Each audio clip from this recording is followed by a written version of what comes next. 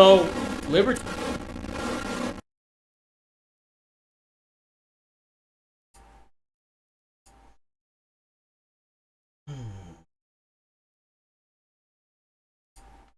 Hello and welcome to the Untitled Anarchist Seagull channel, where we are continuing to look at the chud-lib rotisserie, and I decided to just pull something out of the freezer to start this evening out.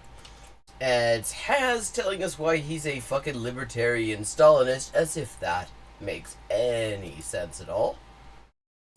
So I give you the world's most insecure man. So, libertarian Stalinism. Why am I a libertarian Stalinist? Because you don't I've know talked what about any this of a those lot words mean. before, but I want to clarify it exactly because people. Oh, wait a second, I wanted to be recording. So, libertarian Stalinism. Why am I a libertarian Stalinist? Because you don't know what either of those words mean. And I've talked about this a lot before, but I want to clarify it exactly because people seem to be really confused. For example, Well, yeah, how because can it's a a bullshit concept. Because most people have at least some idea of what those words mean, and so somebody acting as if those two things can somehow go together, that's gonna confuse people who actually know what the fucking words mean. Not care about the minimum wage.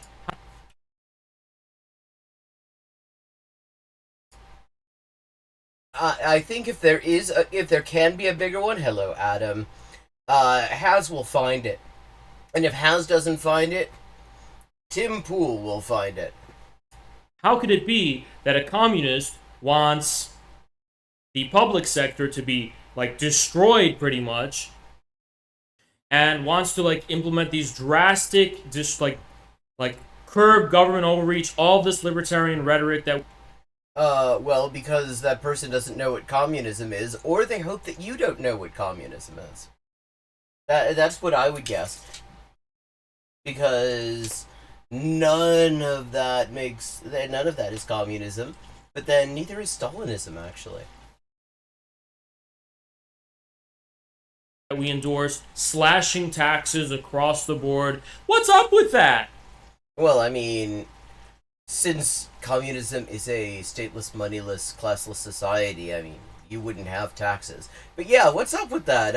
Let's find out what he thinks is up with this complete nonsense concept that he just fucking pulled out of his ass. How can you be a communist and advocate all of those things? Because you're not one. Well, it's for the same reason that we could be communists and not advocate for voting for the Democratic Party. This is okay. I think that was so fucking vapid. It was like it gave me an air embolism just now. Okay. So the idea is caring about the working class is as irrelevant to communism as voting for the Democratic Party.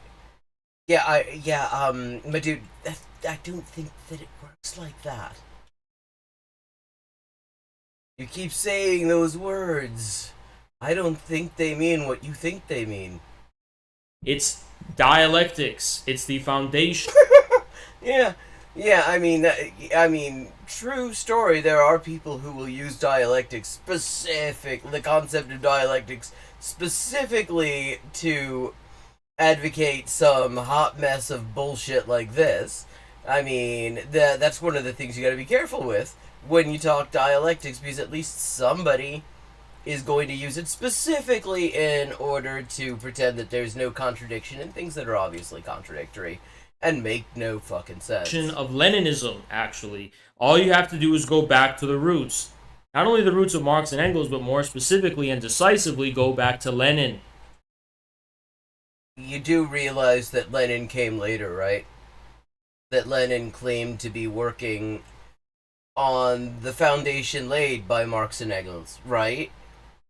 You understand that that's like, you've reversed the chronology. You've done chronology wrong. Now, the Social Democrats in Lenin's time were operating under the fatal assumption that I have a vision of society that I want to implement. What? Already back then, there were people that thought that this dickhead had a vision of society that he wanted to implement. Therefore, I should support strategically the ruling class and the existing state on a number of issues because I'm just going to assume that, okay. Well, which Lenin's time are we even talking about? Are we talking about post 1914? Are we talking pre 1914? Because the Social Democrats, there was. I mean, I'm just being reminded of this very heavily as I'm translating Kollontais' Social Basis of the Female Question, which is written in 1909. Well, published in '09, written mostly in '08, apparently. But, and at the time, a lot of the people who would end up, on the side of the Bolsheviks were actually big supporters of social democracy because the Social Democrats, they viewed as an actual class party, as a working class party, I should say. I mean, it became clear that they were a class party, just not the way that they thought. There's overlap. Now, the devil and the name of Satan in the history of communism, the name of Satan is overlap. The name of Satan in the history of communism is overlap.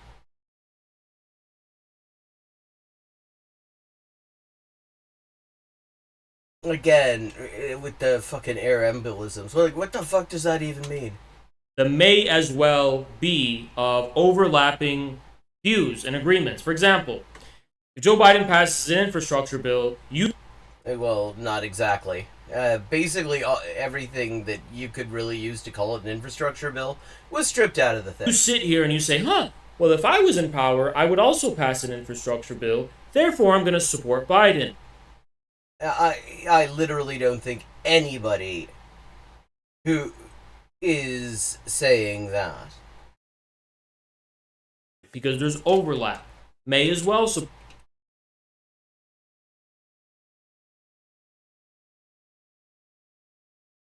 Well, I mean, what I'm talking about is when the Social Democrats basically finally just exposed themselves as a fucking useless organization throughout Europe was precisely in 1914 when there was a huge split and basically the leading factions within social democratic parties across Europe decided to join an imperialist war on the side of their respective states, despite the fact that they had just spent years saying that they weren't going to do that. Support him because I support the same thing if I was in power. What's with this if I was in power? Well, you're not placing a strong enough emphasis on the if part. You're not in power. So you should not be putting yourself in the shoes of the people in power. Okay, this is painful, but yeah, that's, I mean, and if you're, and, but that actually wasn't wrong. And that is an actual thing that people, trap that people fall into. But as well, see, I am confident he's about to fuck this up, because the thing is that it doesn't really make sense from the point of view, from a communist point of view, to talk about if I was in charge of the capitalist state, because the whole point, the whole fucking underpinning of the thing is that the capitalist state is going to work in a certain way no matter who's in charge of it. There is very limited leeway for any kind of variation in approach, specifically because power is elsewhere. Power is with the means of production. First thing in power band debate, bros. Hello, and hello, Phoenix. Hello, and basing your support for them and basing your strategic position in relation to them on whether there's agreement in terms of the implementation of policy. But the thing is, how many people who think of themselves as communists and are tolerably well informed, look at that piece of shit bill, and say, I mean, that was again stripped of basically all the stuff that was used to sell it to progressives during the campaign, and said, yeah, this is a reason to support. Who the hell are they? Are these pro-Biden communists that he's even talking to? if a communist government is going to do a lot of things. Wait, has he actually said we're already living under socialism? Actually, now you mention it, yeah. I was noticing that. Hello, Adria. When he did that thing where he went to the fucking MAGA rally and said fash things and said, "Wow, look, when you say fash things to these white nationalists, they like you. They want to hear more from you." And he did keep on claiming that what they were trying to do, that MAGA communism is against socialism, and socialism is the thing that already exists. And it's like, wow, I mean, he does not give a shit what comes out of his mouth. He just says things. And intervene in the economy. Fucking camera. Yeah, and I mean, you mentioned it, I remember. That is going to be a different government. It's not going to be the current government. It's going to be an entirely different government that has a completely different foundation and which was basically built from scratch. It's not going to lay hold of the ready-made state machinery. Fucking hell. That feeling when Has, the man who just basically just says random shit, actually read the foreword to the Communist Manifesto that Caleb Muppet has completely just never mentions, while at the same time constantly citing and approvingly quoting the bits that Marx and Engels said they no longer yeah, fuck it hell. Oh, well, he's shilling MAGA communism because he has absolutely no position other than, well, he doesn't like women, and he seems to, and he likes fascism. As Marx said, it will not lay hold of the ready-made state machinery. It will rather found itself on the basis of smashing that state machinery. So that's the first and most important thing you have to keep in mind. Yeah, okay, but how the fuck does that translate to, like, libertarian Stalinism? Because Stalinism is what happens when you decide to just hang on to the ready-made state machinery, make some reforms to sort of turn it from an absolutist feudalist state into essentially a bourgeois capitalist state with some mod support, and then let somebody end up in charge of it whose only real concern is protecting state power and doesn't particularly give a shit whether anything even remotely resembles communism. Oh yeah, of course it's hard to follow what he's even talking about from a Marxist perspective. This is nonsense. Like, the first actually halfway sensible thing that he said is not even what he said. He just quoted a bit of an obvious point that Marx made and Engels made post Paris Commune about not using the ready-made state machinery because that's not going to work. Well, let's see where he takes this. The Communist Party USA fundamentally betrayed Leninism. After Khrushchev's revisionism, this was really cemented. Well, there's a few details of confusion, right? Well, wait, I mean, it's always weird to me when Stalinists in particular, but any kind of Bolsheviks talk about revisionism as if it's a bad thing. First of all, I disagree that revisionism is inherently a bad thing. The question is it a necessary and useful revision that actually is consistent with the actual goal one's trying to go for? So that's the first thing. But for another thing, Lenin was revisionist as fuck. Stalin was even more revisionist. Actually, what Khrushchev did is reduce the total amount of revisionism that was already going on. The Communist Party rises to prominence mostly within the context of Franklin Delano Roosevelt's New Deal. So Roosevelt, who had been an incipient politician, incipient progressive politician. Does he mean incipient? And if so, What does that even mean in this context? More or less a populist, if you will. It made sense for the communists to ally with FDR and the Democrats at that period in time because FDR. Revisionism of tactics, not principles. King Kittle says, yeah, exactly. I mean, there's revisionism in the sense of saying, okay, it turns out certain bits of this analysis didn't work out the way we were expecting, which is precisely what Marx and Engels did in that passage about the ready-made stage machinery as well. Which is to say, if anything, they also endorse the idea of revisionism, where revisionism makes sense. You know, where it turns out that your previous analysis, your previous idea of, your previous plan for how to achieve the goal. He's talking about why he's a libertarian Stalinist, and we've moved very far afield.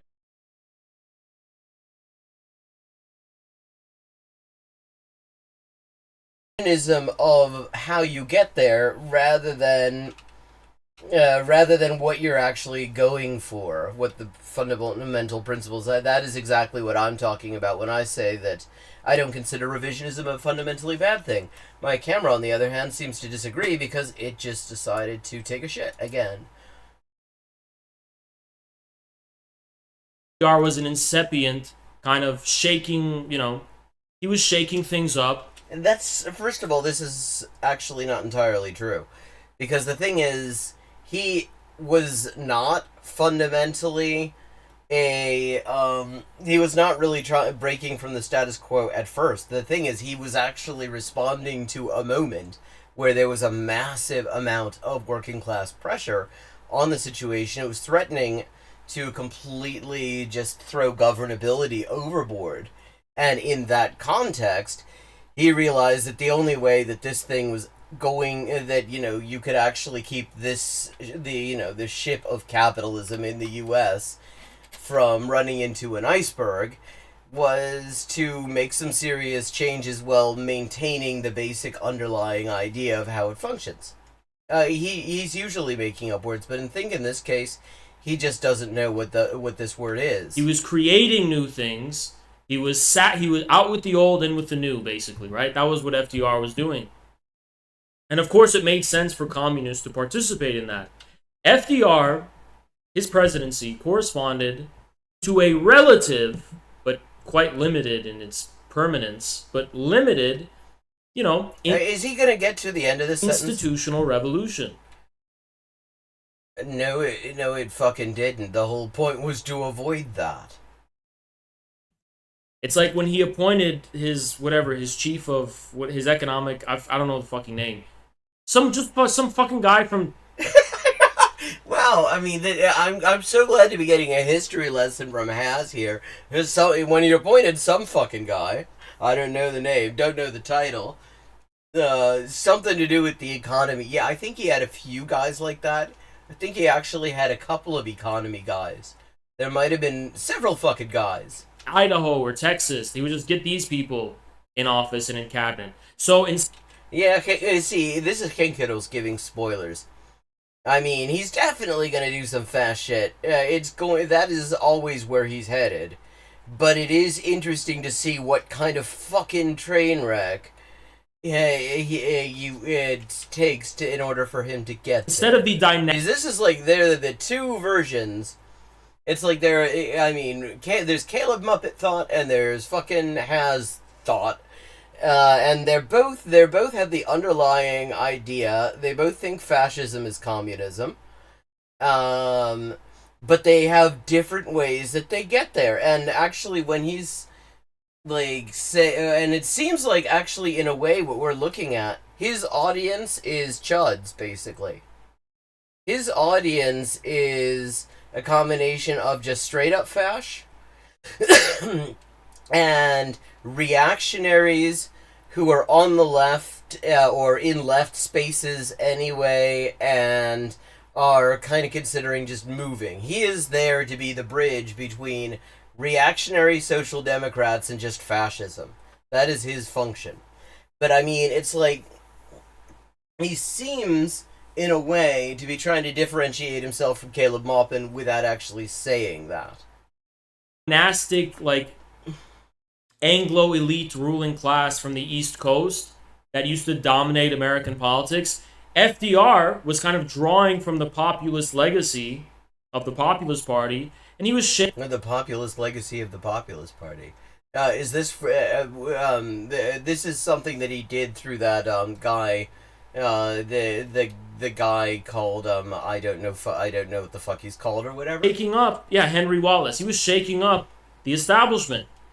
So it was different at the time for the Communist Party to like support or be part of a coalition with Roosevelt. But they weren't really part of a coalition with Roosevelt. I mean, they not in the sense of they certainly didn't like govern with him, which is usually what we mean when we say part of a coalition. I mean, they certainly were supportive of at least some New Deal stuff, certainly. Yeah, exactly. I mean, FDR was so fucking establishment that he already had one president in his family, for fuck's sake. Now, Yeah, the U.S. Populist Party was basically crushed, and a lot of the members of the party ended up fleeing the country to Canada. Yeah. what especially made that type of coalition appropriate was the circumstances of the Second World War. Wait, okay, we've just made a bit of a jump because we're talking about the New Deal. There's a bit of a time lapse between the New Deal, the position of the Communist Party, because the Communist Party didn't actually start out supporting the U.S. entering the war. That actually, the fucking the Comintern view, the Stalinist view amongst pro-Soviet communist parties was completely tied to where the Soviet Union was. So when the Soviet Union was neutral and had a non-aggression pact, they were not actually looking to have a war with Germany. And then it turned out, shocker, that Hitler was going to invade the Soviet Union anyway, because of course he fucking was. Then all of a sudden they were in support of the war effort. So he's like, this history, he does not do chronology well. He's bad at chronology. He should stop doing it. It especially made sense at that point in time because Roosevelt's administration oversaw an attempt to establish friendship and cooperation with the USSR. In the context of the war. And, I mean, friendship and cooperation is already put... It was a fucking functional alliance. And it was not actually, in a lot of ways, much of an alliance. Like, the US and Britain, the Western allies, were perfectly happy to let the Soviet Union just take all the heavy hits in the war and just sort of, after the disaster that was Dunkirk, which in Britain, I mean, they still celebrate like it's some sort of big fucking victory that they got away. I mean, it is an interesting place, Britain. After that, the idea was, really, it would be a bad idea to just try to fucking, try to do a ground invasion. That they were pretty well protected against that. You needed to create a situation where they would not be able to defend against that so well. And when the Soviet Union entered the war after the Nazis invaded the Soviet Union, then all of a sudden, those circumstances were being created precisely because Germany was being kept busy by the Soviet Union. And the entire US-UK strategy, I don't think anyone in chat is shocked to hear any of this. Or, I mean, it's probably not new to most of the people in chat, or all of the people in chat, but the whole strategy was to just let, in contemporary gaming terminology, let the Soviet Union be the tank. Let them take all the damage. That is not really what you'd call... And this wasn't a strategy agreed with the Soviet Union. This was between the Western Allies, and the Soviet Union just kind of had to roll with it. So I mean, you wouldn't exactly call that friendship. Not only throughout the course of the war, but even afterwards. So it, Even afterwards, you realize he didn't even live to see the end of the war. FDR. Does he not realize that it was Truman who saw the end of the war? I mean, FDR died before it was over. but it made sense for the communists to want to work with Roosevelt, and at that time work with the Democratic Party. He doesn't know that Roosevelt But died you have before to the war was understand the over. why. It wasn't because Democrats shared overlapping policy positions with communists. Well, I mean, it very clearly was, as you yourself pointed out. It was because of how the Democrats were strategically positioned and aligned in relation to politics. That's the exact same fucking thing. That is literally the same thing. I mean, the U.S. and U.K. took it certainly took quite a lot of casualties, but compared to the Soviet Union, not a whole lot. I mean, the Soviet Union it barely even compares because first there's the initial German invasion, and they get wrecked during that. Then there's the entire process of turning the tide. Yeah, I mean, which is another way of saying that U.S. COVID policy has been deadlier than both world wars for the U.S. The U.S. COVID policy has killed more people than both world wars, more people in the U.S. than both world wars. Yeah, it's just a wonderful country if you care about healthcare. That's actually what matters. So when people sit here and say, well, we may as well support Democrats because they are implementing policy positions that we agree with. Which people? Who is he even talking? Who is this for? That's not Marxism and that's not Leninism. Well, yeah, but I mean, first of all, what you're doing isn't either. Now, throughout the course of its existence, the Communist Party has basically adopted the social democratic position of supporting the establishment on the basis of the overlapping may as well be. Actually, it has a lot to do more with I mean, since he's gonna tell us about how he's a libertarian Stalinist, it's worth noting one of the positions that became common in the pro-Soviet communist parties internationally under Stalin was the idea that they should not be at all challenging the capitalist system in their respective countries, but instead be supporters of the existing, the existing state. And actually, when you look at the communist parties that are still around, that were around there, they're basically all doing some version of that. They've basically all been subsumed into institutional politics in their in their respective countries. Like the Chilean Communist Party basically acts like the Democrats, except they're like the Democrats, except they're never in government. They just kind of allow various sort of centrists. They draw up support for various centrists and stuff like that, and they vote with them in the National Congress. I mean, the Greek Communist Party, I mean, apart from being reactionary as fuck on LGBT issues, amongst other things, and sharing a platform with Golden Dawn on at least one occasion, yeah, I mean, they defended the fucking parliament when it was carrying out a massive attack on the working class in Greece. Against protesters who wanted to get in there and occupy. They beat the shit out of them, and then they lied about it. I mean, and we're basically all of these sort of these communist parties that take the third period line are doing some version of that. And the reason that is just such a standard position is precisely that it came straight from Moscow, and these parties, at least at the time, did take their cues from Moscow. Kind of mentality that's completely undialectical and anti-revolutionary and reformist in the worst sense of the word, right? He just uses these words. Now, what does this have to do with libertarianism and all that? Oh, okay, here we go. Well, if you're going to say that communism entails a big government, It entails no state. It's just the working class controls everything as a whole.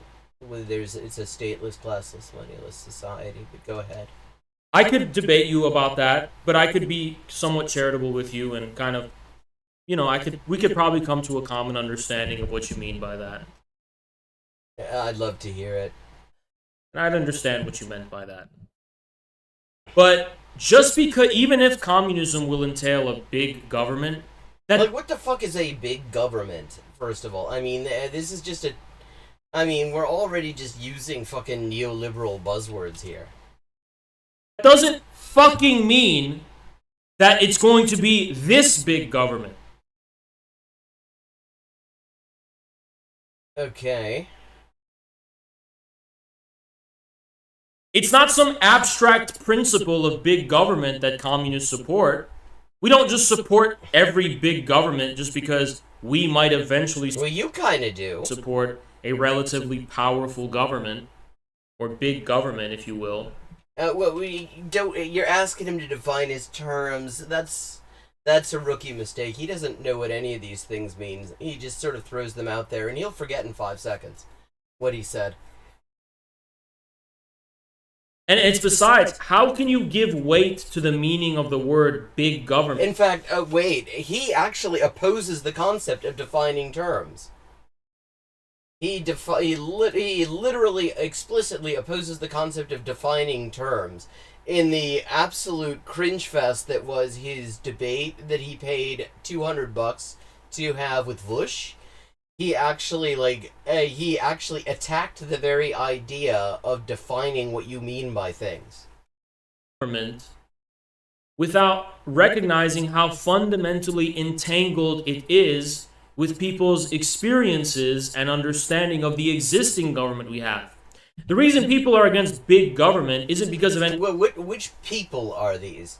Because if you look at the polls, actually, most people are kind of for big government as long as that big government is helping them out.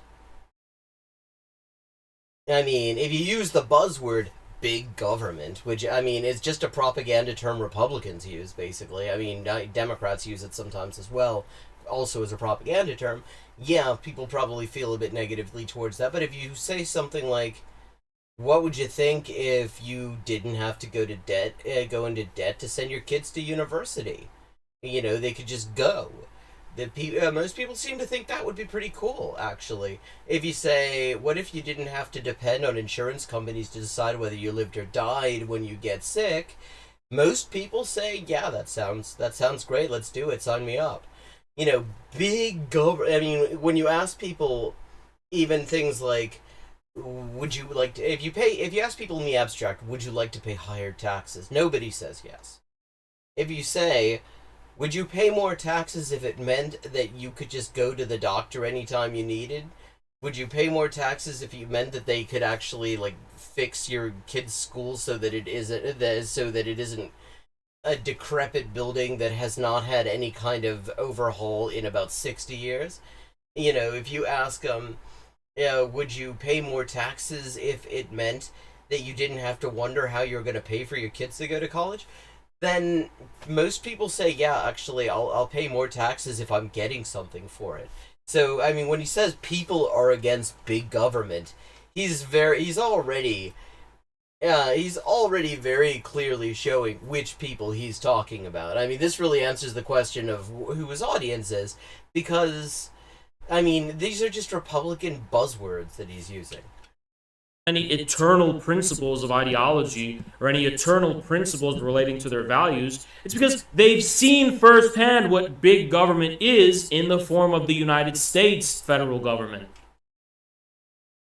Probably not, actually. That's what big government means to them. Well, give an example if you're going to go with that. So, it's not about values and it's not about principles. How is that not about, if they, surely, if the reason they are against big government is that they don't like what the U.S. federal government, a big government, and the only one they're actually at all familiar with, is doing. I would imagine values and principles do enter into that in the form of determining what things they like and don't like for a government to be doing.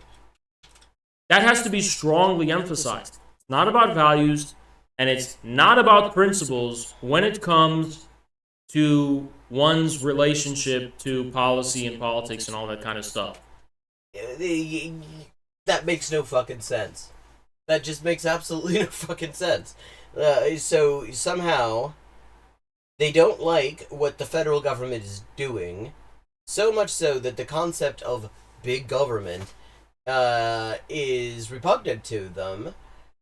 But that's not because they have a principled stance on the things the government does, i.e. policies and politics. That doesn't make any sense. That is just... this is just Ouroboros here. It's about the class struggle. Most of the... Well, actually, I mean, on a certain level, yeah, but not the way he's gonna mean it. Because the people who say that they don't like big government tend to be on a very specific side of the class struggle. Okay?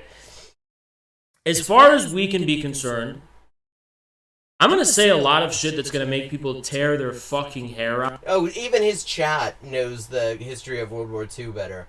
Cooperation with the Soviets died before FDR did. FDR was supposed to enter WW2 from the Eastern Med and open a third front, and he didn't, which kept undue pressure on Russia. Well, Britain did enter World War II, enter from the Eastern Med, though. But, yeah, cooperation with the Soviets and FDR, neither of them actually really lasted the entire length of the war. They're... People in his chat are actually better informed on this very basic thing. Yeah, well, no, libertarians are pro-class struggle. I mean, because remember, the term libertarian, before Murray Rothbard got his hands on it, was a term for anarcho-communist, libertarian communist, libertarian socialist. The term libertarian, up until like the 1950s, when Rothbard started redefining it, it's a moment that he bragged about. The way he sort of wrested it away from libertarians, meant people who are very much in favor of class struggle. But even right-wing libertarians, which is of course what we're talking about when we're in the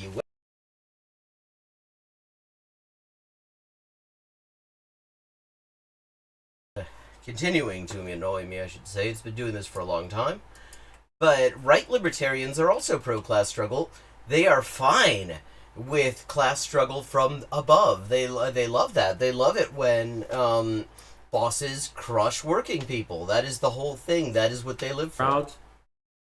But the only revolutionary position in the United States is libertarianism. If you're looking at it from a policy perspective, it's the dismantlement of the bourgeois state. Now, if you want to propose a new government... And that's just neoliberalism. I mean, well, what does... Okay, what, yeah, no. I mean, first of all, like, libertarianism in the sense he's using it generally does not mean dismantling the entire state. They want to keep a lot of the state for the most part. They like to have the cops. They just don't want the cops to bother them, mostly. They're fine with the cops bothering working people. Government and a new state... You can do that, and there's ways to look at that within our society already. But that isn't libertarianism. I mean, even if we're taking the U.S. right-wing bullshit definition of the term, that's not libertarianism. Tearing down the bourgeois state and putting another one in its place, that isn't libertarianism of any kind. That's just replacing one state with another. That's liberalism, basically. To find avenues for the emergence of a new state. Yeah, and they disagree on which, right libertarians also disagree on which functions they even want to privatize. A lot of them are happy to continue having cops. I mean, at most they want to change the criminal code so like criminalize things that they like doing would be legal and the cops won't bother them about it. But they kind of like being able to call the cops on other people. But that, as far as right now, is not a concrete position. The libertarian position of wanting to cut the tree of big government, that's the only vacuum within which a revolutionary position can dwell. And nothing can dwell within a vacuum. Like, also, how is that a revolutionary position? I mean, that's literally what's already going on. The dismantlement of, I mean, because big government has a very specific. Big government never means the military, it never means the cops. People who are against big government, I mean, which is a term I've basically never heard anyone other than politicians and my most ignorant history teacher when I was in grade 9, who also thought that Iwo Jima was in Brazil and justified this by mentioning the song "The Girl from Iwo Jima." Seriously, he wasn't joking. Um, Literally the only people I've ever heard use the term "big government," and I've been around enough right wingers as well that I would have expected to hear it at least sometimes. They're never talking about the cops. They're never talking about the military. They're generally not even really talking about even they at least not they don't spend a lot of time even though theoretically you'd think that, I mean, if they were ideologically consistent, which they're not, they would be concerned about it, the huge amounts of money that the state gives to protect the kind of industries that they tend to be largely represented in, real estate, tech, that bullshit. The only big government, what they're talking about when they say they're against big government, is anything that helps working class people.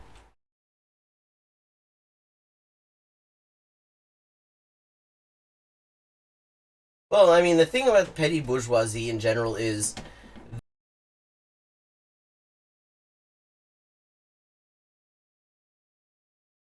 two different ways at once.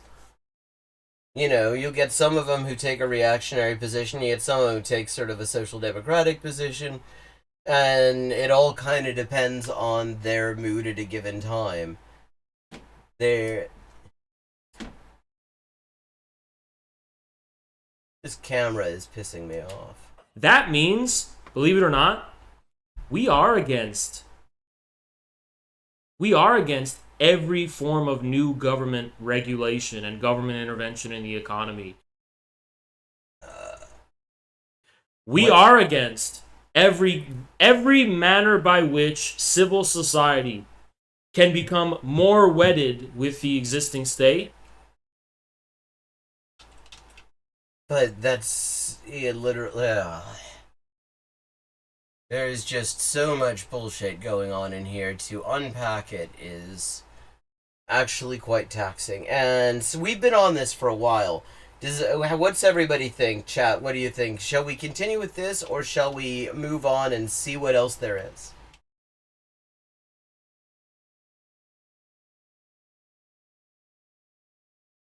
I leave it up to you. If you want to continue with this, I will continue with this. And yeah, I mean, he doesn't really seem to give a shit about all that much, except he doesn't really like women, and he doesn't like LGBT people, and he likes Trump. And so, yeah, I mean, he sucks shit. Okay, yeah, I'm kind of feeling like moving on as well.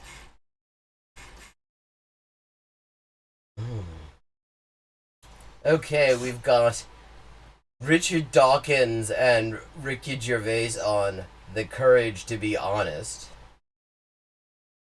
Watch this now if you need help dealing with right-wing that's Voosh. We already saw. We want joy prepared for pain. Yeah, that sucked. Mm-hmm. We have Tim Pool, the man whose head looks like a glans that somebody painted a beard and a little hat on, defending Nazis who attacked parents supporting LGBT people. Hmm. We've got all sorts of options.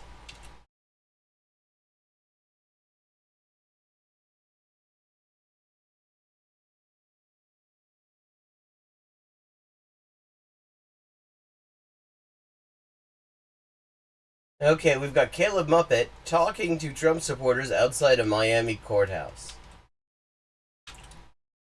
I say let's go. This guy, I'll just turn. for anyone, okay, we're talking about a Miami courthouse, so let me just note, this fucking guy acts as if the biggest fucking human rights situation in the US right now is the fact that some people who are involved, some of the white nationalists involved in January 6th, actually got convicted of shit. You know, he hasn't said a damn thing. He's never said a thing about Stop Cop City, and well, I can't speak for them. I mean, I think maybe it's not a bad thing that he isn't wiping his shit all over that, but it's just sort of telling that, I mean, there is massive repression going on there. Really mask off shit. Nothing that any fascist group has in recent years has had to deal with comes close to what is being done to the Stop Cop City movement.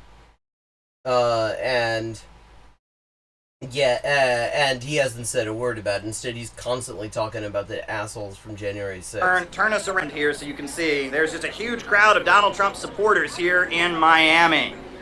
So yeah, we're gonna walk around a little bit. Got some time to talk.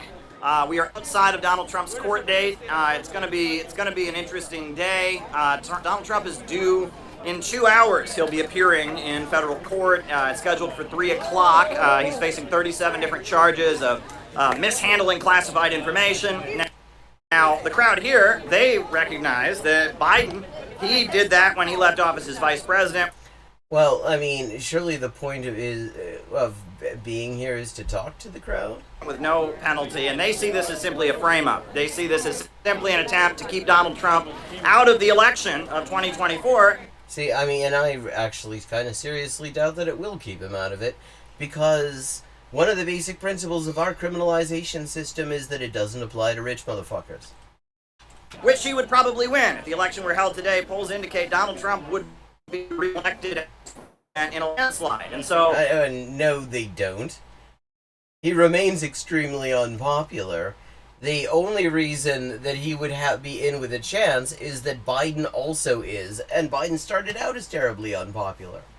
Like, the Democrats literally chose the one person in 2020 who Trump would have a chance against. The crowd here, they see this as just a frame-up. They see this as an attempt to keep him out of the Why are you telling us? The crowd's right here. Election. So we're going to talk to people here. Now, this is Miami, let's remember, right? And this is a stronghold of the Cuban exile community, people who fled Cuba after the 1959 revolution. They like Donald Trump because Donald Trump calls Joe Biden a communist. They like Donald Trump because they think everything communist is bad. And because... the fucking revolution took away their fucking slaves. And so we're going to talk to the crowd here. So this should be a good conversation. You want to say more about that? You want to talk more about that? Go ahead.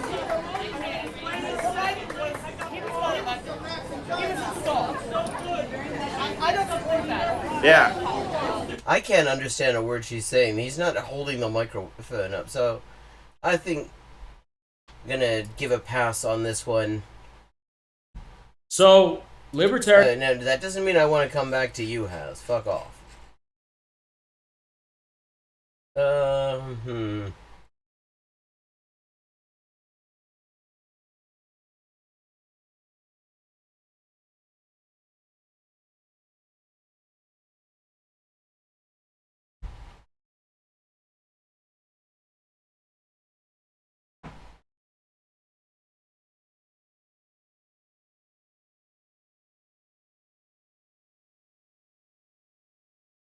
Okay.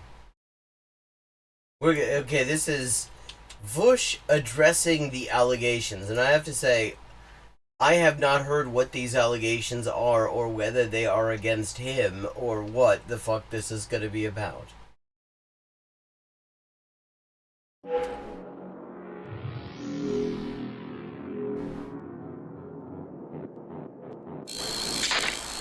Did you know that there's this other streamer called Voosh, who's fatter and has a ponytail, who's actually a pedophile?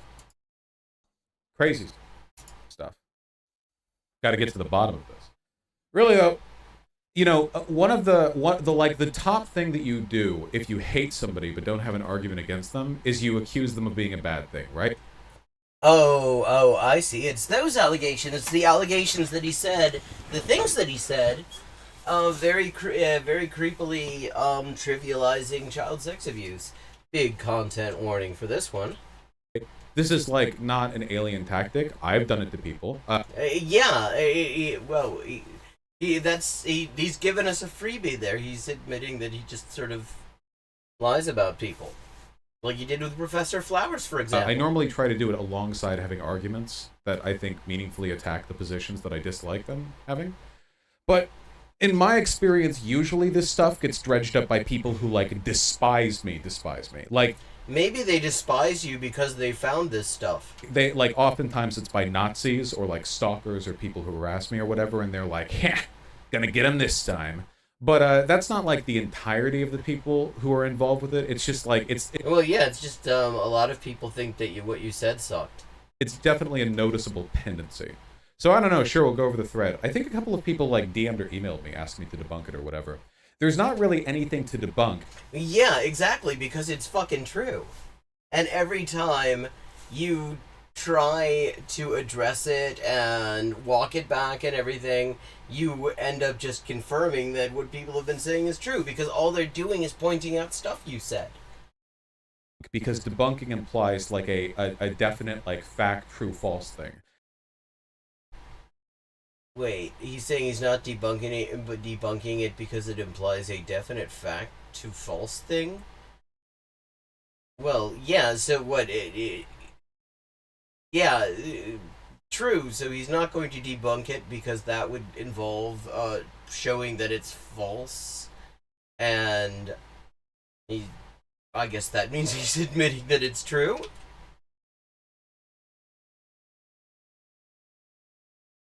Why are you always blaming me for things I do? Yeah, that sounds about right. And if there was anything to debunk, there would have to be an established premise. If the established premise is we're about to look at a bunch of, like, thread items that look sussy or whatever, then that's a fact, right? Well, yes, and the things you said, specifically about CSA, those are a fact, and they're not good. I think that a lot of the sussy stuff has been deliberately taken out of context. The main sussy stuff has only been mildly taken out of context and is justified primarily through, like, the broader framework that people at the time present to the streams understood, but obviously that... Well, I mean, he's just prefacing the shit out of this. That's how the internet works. So, the first fact of the matter, okay? We have this guy. He looks like this, so he must be a pedophile. That's case number one, or a bit of evidence submitted to the court. So most of these videos are going to be, oh wow, like, oh my god. Okay, the first, like, 6 of these videos are all going to be the same argument that you said some stuff that justified sexually abusing children, and that sucks. Just got brought up multiple times in stream. Usually because people... Yeah, because you have never actually... you doubled down on that, or you pretended you didn't say it, which is not the same thing as saying, holy shit, what did I say? That really sucks. Obviously, I didn't mean it. I was, in the heat of the moment. One says things that suck, or something like that. And the reason it keeps getting brought up is you've done absolutely nothing to suggest you don't stand by those positions. People in chat would argue with me about it, but I still said what I said, right? So, yeah, okay. Exactly. So here's that's the thing, problem. Right? We can establish, we can make an argument. So, a lot of the stuff in these clips actually does sound really bad. Yeah, because it is really bad. I'm not going to pretend otherwise, because, like, it does, right? So, this is the guy who gets caught in bed with another woman and says, I know how this looks, honey. The question is, what can I do with that? And the only... Well, what you could do is say, wow, that sucks, obviously, I need to work on this. That's what you could say.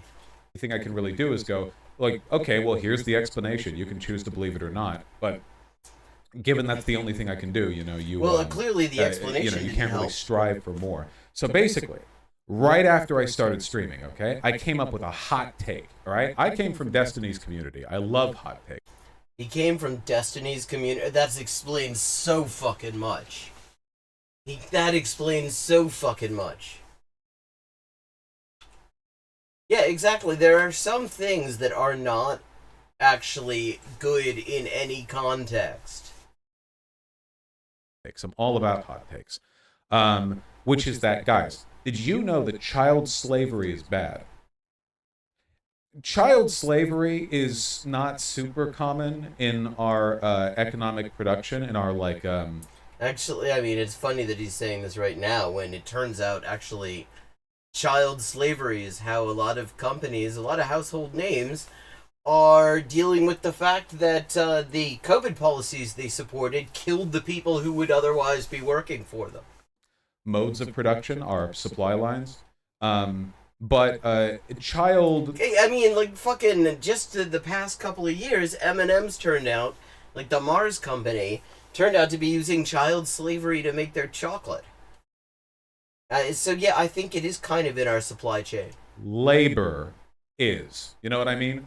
Like, very often it'll be child labor, which is slavery in everything but name. A lot of the stuff that gets mined up or used in, like, raw material senses is done so basically at gunpoint. You know, we get a lot of stuff from parts of Africa where there are still... Yeah, so that's fucking, again, yeah, slavery.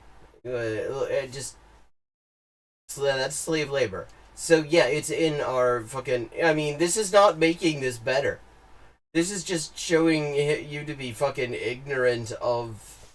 how imperialism works, basically.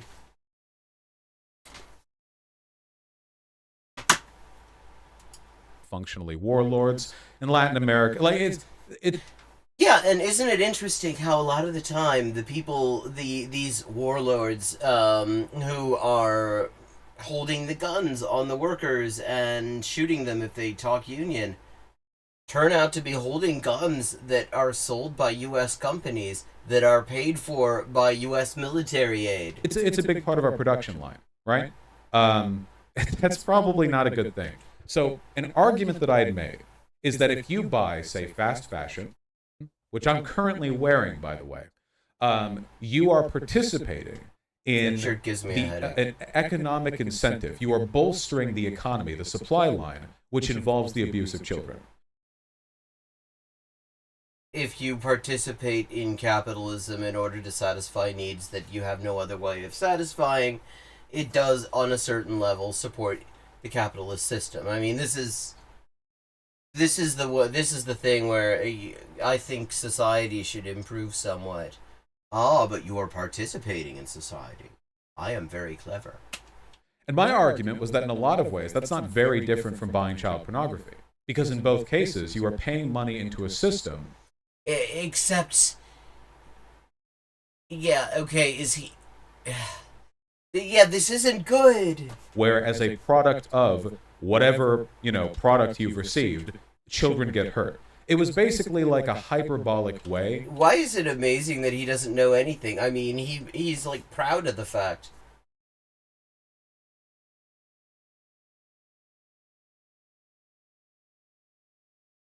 What's going on? I wasn't noticing.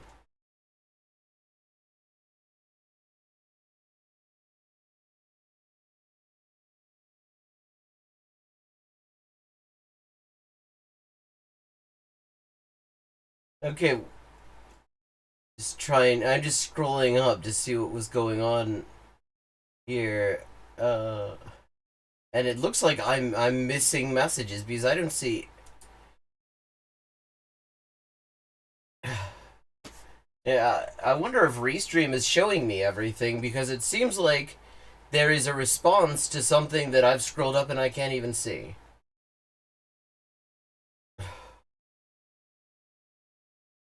Of trying to agree on, like, the severity of how bad this is. And to be clear, by the way, I do think it's really disgusting how in the West, like, you can just have clothing brands have, like they can just use that labor.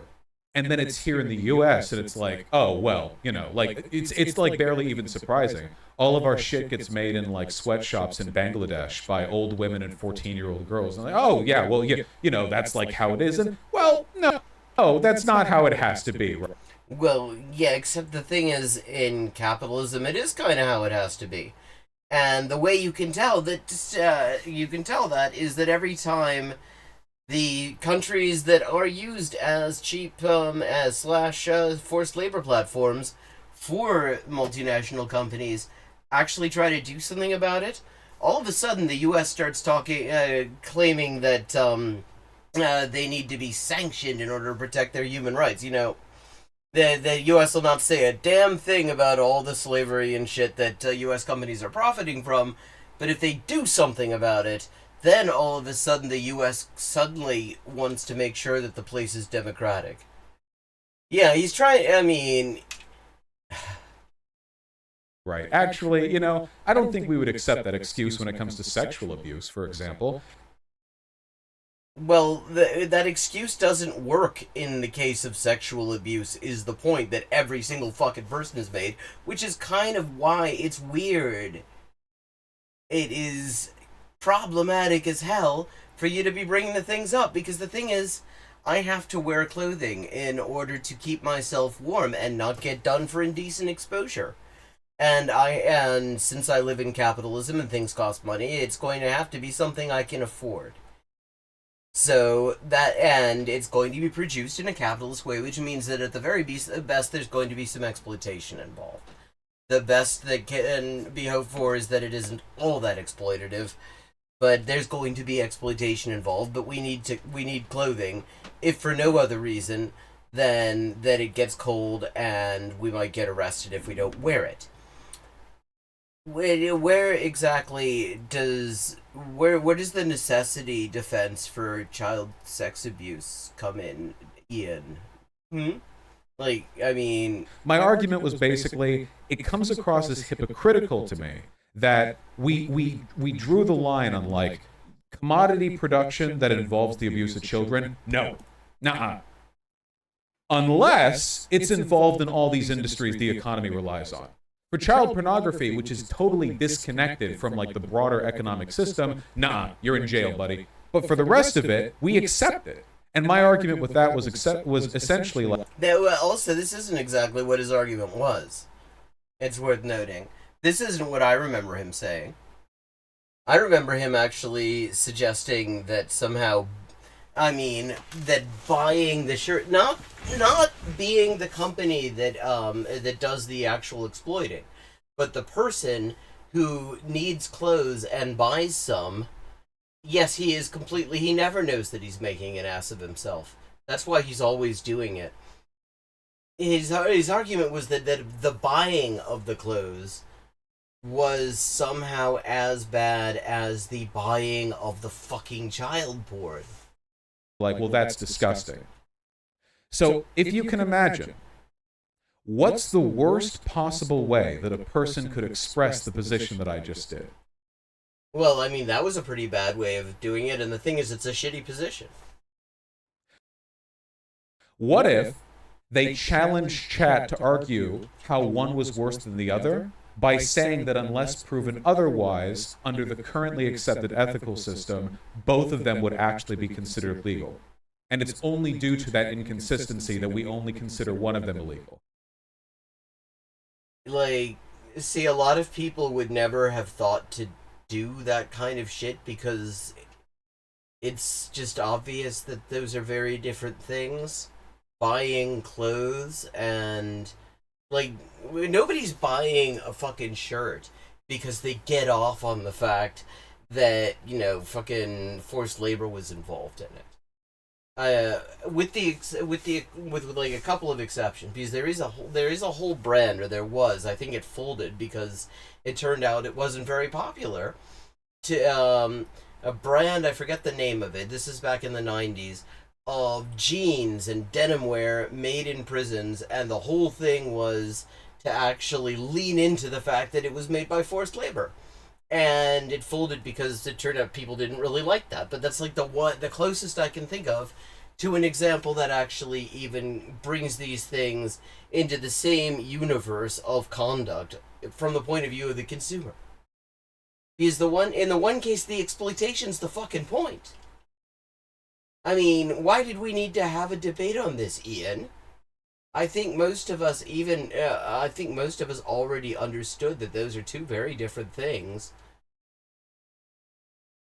If you could imagine hypothetically, what is the worst way in a format where everything gets recorded and distributed out of context, a In context, it still sucks. person could possibly make that argument, you know, if you could even fathom such a thing.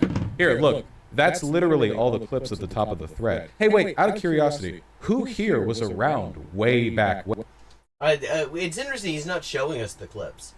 Because since the thread is one person, I don't think that one person just put one clip over and over again. I have a feeling that one person actually probably put multiple clips because he didn't just say this shit one time. When? I only had like 200 or 300 viewers concurrent at the time. Who was around back then? Well, except you've said it more recently. You said it when there was that that debate, that short-lived debate with American Johnson and Luna, which ended in you defending Nazi propaganda and then lying about it. What's up? Not my ass. Well, some people's asses, to be sure. My hope, and I think this is genuinely because I was still fresh out of Destiny's community. I mean, it explains so much that liberal train wreck is that he is spawned forth from that. My hope was that the way this would happen, the way this would go down, would be like, I would have a really inflammatory take here, like, you know, hey, under our ethical system, like, all this should be illegal. We only say it's illegal for CB because we don't want to challenge, like, the hegemony of child labor in shirt production or computer production or blah-de-blah, right? And if you had said that, I mean, it would have just, I mean, when he says it this way, it is a fucking trivial thing to say. Like, literally, I don't see the likelihood that anyone would disagree with you on that it's even a controversial take. There's no reason you'd even say it. Like, literally, the only reason to bring this up is in order to break a taboo around trivializing fucking child sex abuse. What I thought is I'd say stuff like that, and then people would be like, that's ridiculous. I think these are totally morally distinct. And then they would come on and argue. Well, yeah, because but the thing is, this was not something that everybody needed clarification on, because it's fucking obvious where the difference is. So the fact that you were sitting here bringing this up like it's some sort of fucking innovation, all kind of just reflects poorly on you. Argue with me, and it would be like a platform to excuse me, to hit home how bad the child labor stuff is. I thought that the provocative take would be like a prompt for people to engage with. How naive I was. Boop. Oh, yeah, stop scrolling so fast. I want to see what these all are. How naive I was. Okay, we're slowing down the playback because I want to see. I'm sure that these are not all the same video. He's acting. Let's see what we've got. I'm turning it down to 25% for the moment.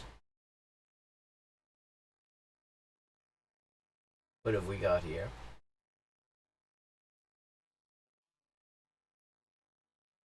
Come on, hurry up. I have yet to hear a convincing moral or legal argument as to why possession of yeah, I'm not saying that, but okay. Here we have, okay, these are different fucking quotes here. You can see them since I've slowed it down. And I'm not gonna say either of these things on fucking stream. Because some motherfucker will clip that. There are a couple of people who would probably be happy to do that. One day somebody might. I'm not gonna say that shit. But you can see these quotes. They're like these. There's a reason that he is not letting his audience see these quotes and defending them. because there is literally no defending them. Let's see.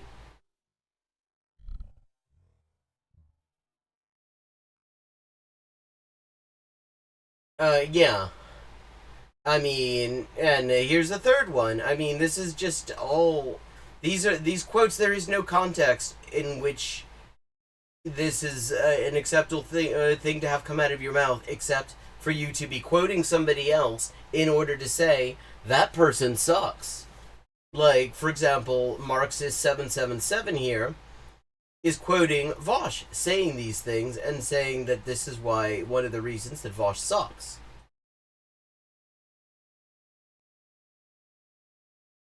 Okay, there's a video in which he, okay, Marxist777 claims, I haven't heard this before, and I take no position on whether it's actually true. I don't know who Marxist777 is either.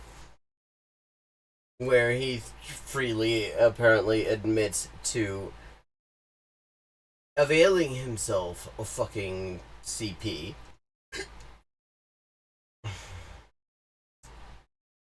Yeah, I mean, and these are also, some of these are from the same thing, but you can tell if you actually look at these images, since I've slowed it down, he's got a man bun here. He does not have a man bun there. These are not the same video. Okay. Yeah, I mean, here we go again. Yeah, again, definitely not the same video. He hasn't got the man bun.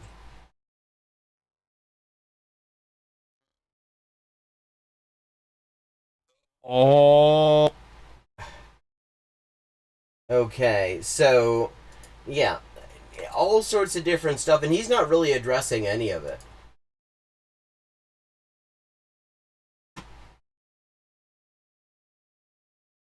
All these clips. Well, wait. Almost all these clips are from exactly that same arc. That same. Oh, now it's the same arc, not the same video. Because the thing is, it's definitely not the same video because he's got a different hairstyle. If you could, would you have rephrased that take?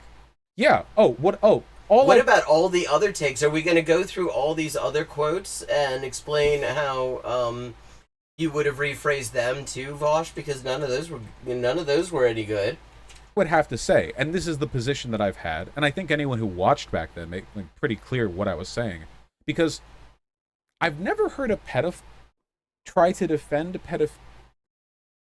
I have.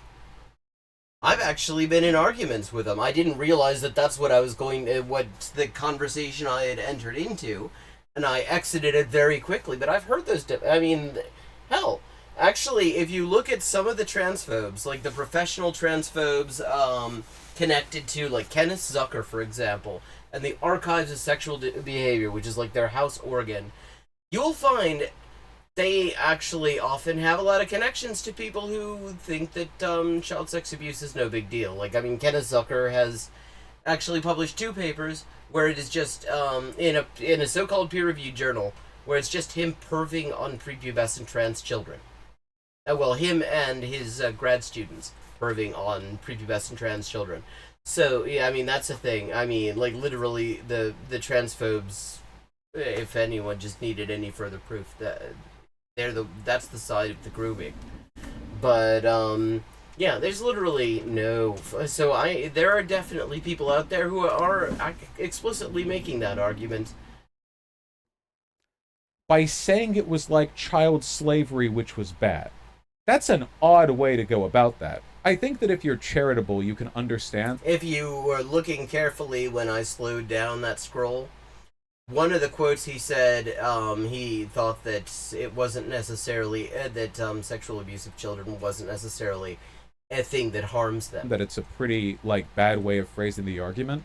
But as somebody who's seen a lot of, like, map Twitter insanity where people get taken down or shoe quote tweets people or whatever else, you know, that's not normally a way that pedophiles typically defend themselves. So that's really a charitability thing. Well, except that, I mean, the defense was that it should not, that if the one is legal, then the other one really ought to be, because surely it was the former that was worse. Like, but anyway, yeah. Oh, by the way, to be clear, these clips all sound terrible. Yeah, because you said horrible things. You said things that suck, and they sound so terrible. I mean, he knows there's no context. He doesn't even want his audience. Because these come at the Oh well, okay, he's slowed down. His audience can actually read that if tail those end of in me his audience arguing with can. chat for like 40 or 50 minutes to try to like defend the take that they're not morally comparable. And of course, that's where you get like the clip chimping, right?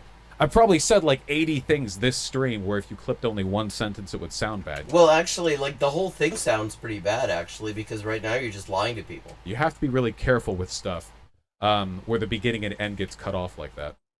Like zoophile, like drawn stuff, it should be 100% legal.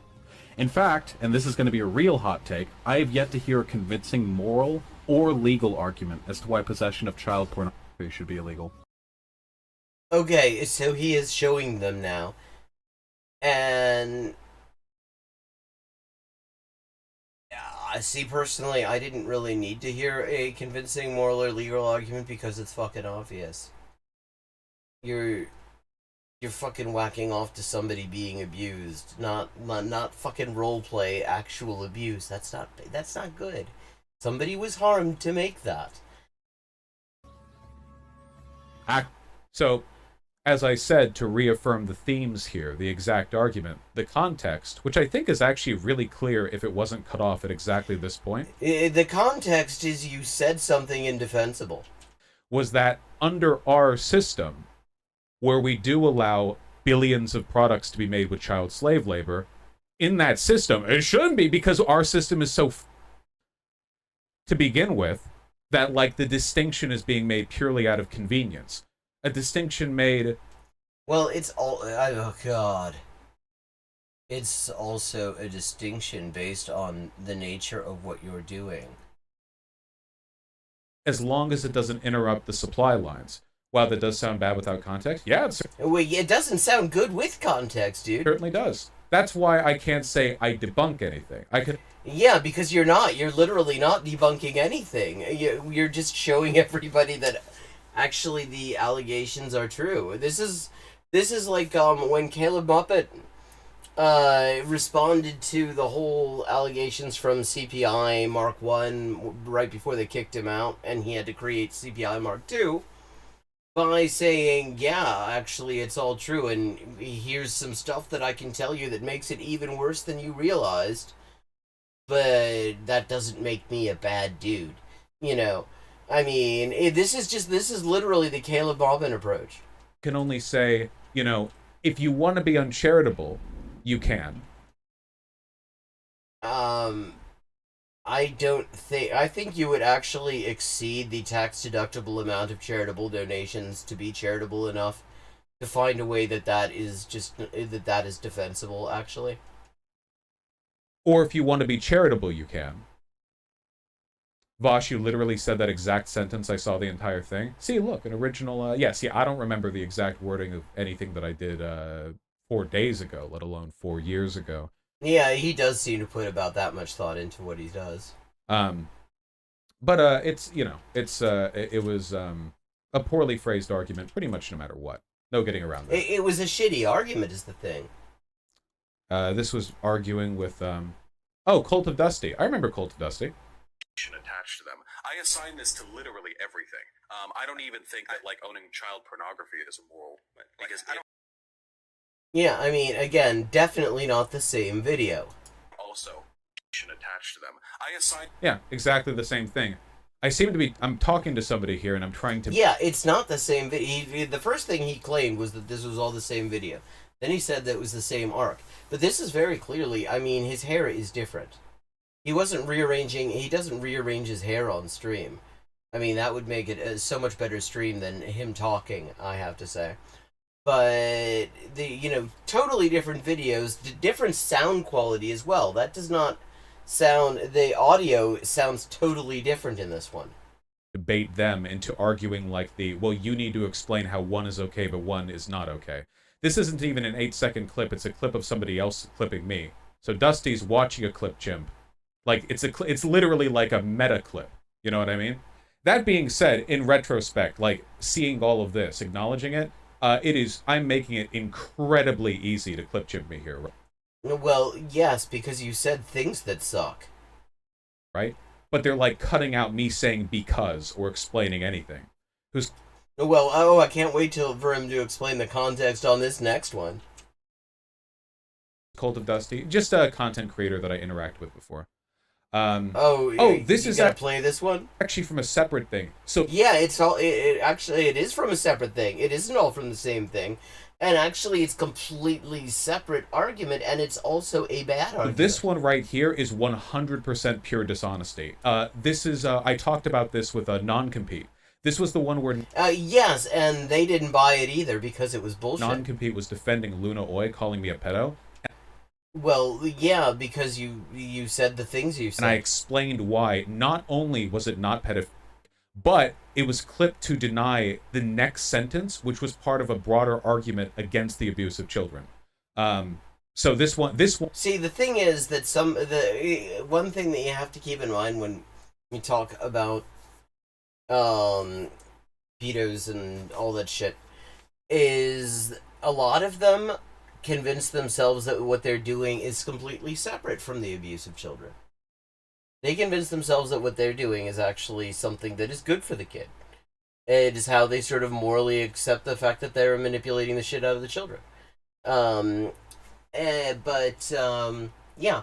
So saying that you are against child abuse and saying that child sex abuse can have positive outcomes, which is what he's now claiming, that is not actually a refutation to how bad that One looks. is like, it's not just a like you have to be charitable to believe me thing. This one's just a lie, the way it's being framed. But You have not actually shown how, though. let's play it.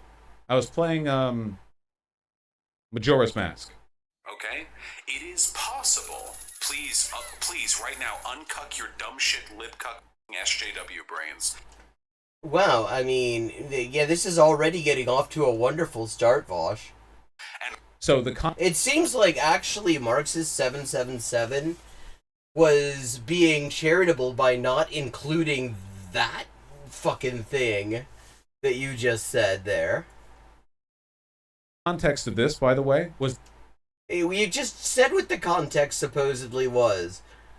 I guess he forgot that he said all that reactionary shit in there that already makes it sound like actually he is in fact arguing the thing he said. that I was arguing how. How do I phrase this best? Okay, Well, I think you phrased it pretty clearly in the quote. what's something that child abusers tell themselves? What's an argument that they make? What's a thing that they say to themselves to justify what Well, then that should be at least somewhat apparent from the audio. Keep playing it. Why aren't you showing us? they've done? Most people have a pretty heavily ingrained belief that the abuse of children is bad. But a lot of people who engage in that behavior anyway will lie to themselves and say, oh, well, it's Well, okay, then that should be apparent. Then play the fucking clip. bad broadly, but in this specific instance, it's fine. You know, like, okay, broadly it's bad, but this right here, that's true love. Well, if that's true, though, if that is where you were going with it, then why aren't you showing us the fucking video that would make that clear? Surely you can pull up the thing where you said this, and we can watch the entire thing, and we can see that that's actually what you're saying. You could just give us the link, give us the title of the thing, we can search for it. Instead, he's not even letting us hear the entire clip. He's giving us, he stopped it immediately after he said all that Nazi shit. And he doesn't want to show us the context that proves that this is just an outright lie to attribute this idea to him. That's interesting. I mean, he could have shown anything. It's his fucking stream. But with that, it is time for me to wrap up for tonight. Thank you to everyone who joined. Andrea, Adam, Phoenix, Kinkiros, all of my supporters on Patreon. And if you enjoy the stream, please consider paying for the stream using the tip command which also goes to support the first full-length English translation of Alexandra Kollontais' Social Basis of the Female Question, where I'm currently working on Chapter 2. And I very much appreciate any support there, and I'm really excited about that project. I think that, and if you go to my Patreon, you will actually get to see tasters from it. Here. Do I have the Patreon link in here? Yeah, here we go. If you go to the Patreon link, you can find tasters that I regularly post as I'm working on it. Have a good night. See you tomorrow at 11. Hiccup 30 p.m. U.S. Eastern Time.